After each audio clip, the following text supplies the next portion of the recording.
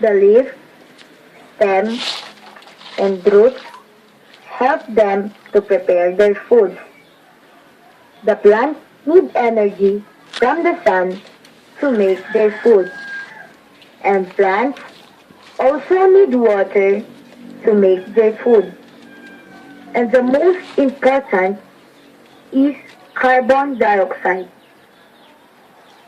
How do plants take in water? The roots of a plant absorbs water and mineral from the soil and transport them to the other parts of the plant. The stem takes that to the leaves. How is water supply all the parts of the leaves? Have you ever seen some lines over the leaves? These are tubes that supply the water to all the parts of the leaves. These are the main veins and the sub-veins. Why are the leaves of the plant green and not pink or blue? It's because they have a green pigment called chlorophyll. It gives green color to the leaves. How is carbon dioxide taken in by the plant? Leaves have many tiny holes in this surface called stomata, which enters and exits through these holes. How plants prepare their food. The roots of a plant absorb water and mineral from the soil and transport it to the other parts of a plant. The stem takes that to the leaf. The thick and thin tubes present in the leaves supply the water to all parts of the leaves.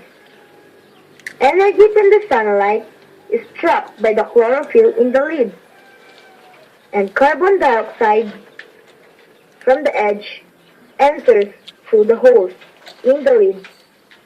By using sun energy, it connects water and carbon dioxide into its food. It then releases a gas called oxygen, which exits through the holes of the leaves.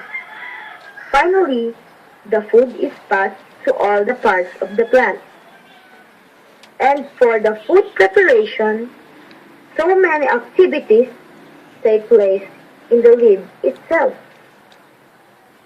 The water enters the leaf from the stem. Energy from the sunlight is trapped by the chlorophyll in the leaf. Carbon dioxide from the air enters through the stomata. The food is prepared and sent to other parts of the plant. The oxygen gas is released out through the stomata.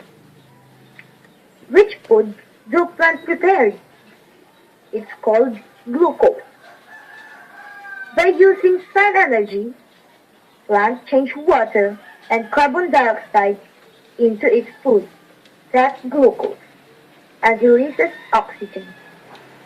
Glucose is a kind of sugar. So we saw plants make their food, that's glucose, in the presence of sunlight and chlorophyll. With the help of water, carbon dioxide, this process is called photosynthesis. Photo means light, and synthesis means putting together. Next, photosynthesis is a process on which plants make their food in form of glucose in the presence of chlorophyll, sunlight, carbon dioxide, and water. These are the process of photosynthesis.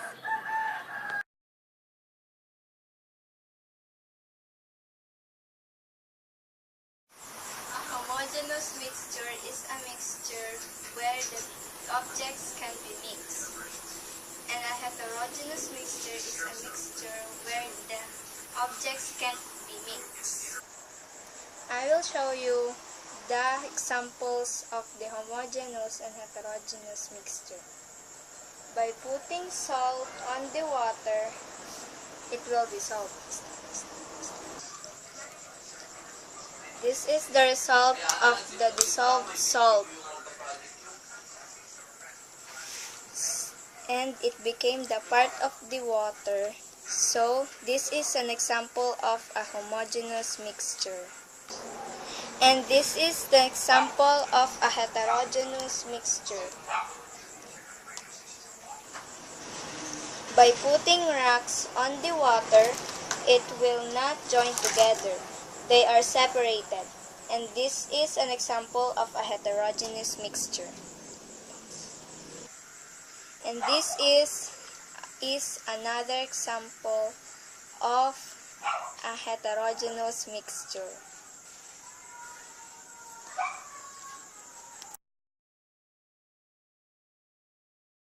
Is all about the life cycle of a butterfly.